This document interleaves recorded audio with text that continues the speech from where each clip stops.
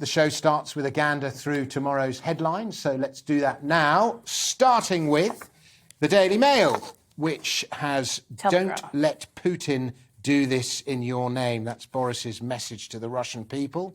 Onto the Telegraph, "Stop Putin or dissolve yourself," Zelensky tells UN. That's a story we'll be covering. There's also a picture of Tiger Woods, who's making a return to the Masters and claims he can win it. Good luck to him. On to the Independent, and there we see a picture of Zelensky addressing the UN in a scene that looks like something out of Star Wars. Crikey. And then we have "Ministers left in dark as COVID test scheme ends. Scientists warn of public health risk as infections hit record high." On to the Financial Times. "Fed to make rapid cuts to balance sheet next month," says top official. That's so-called quantitative tightening.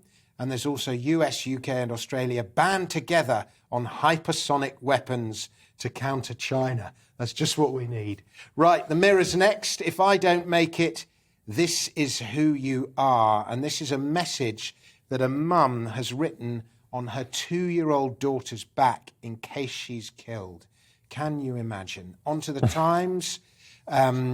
"Britain wants hypersonic missiles to counter Russia." I thought it was China, but maybe it's Russia.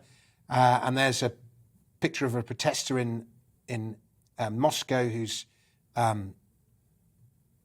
alerting Russians to what's going on in Ukraine. Onto the Express. 2,921 council fat cats paid more than 100 grand. I'm sure that'll make taxpayers across the country delighted. That's a recent research report by the Taxpayers Alliance. Onto the Eye. Tory rebellion brewing over Channel 4 privatisation. That's another story we'll be looking at. The Metro's next. "You been on the vodka." This is in reference to Russia's attempts to blame Ukraine for the fact that it was invaded. I mean, literally, have you been on the vodka? And finally, we have the Daily Star.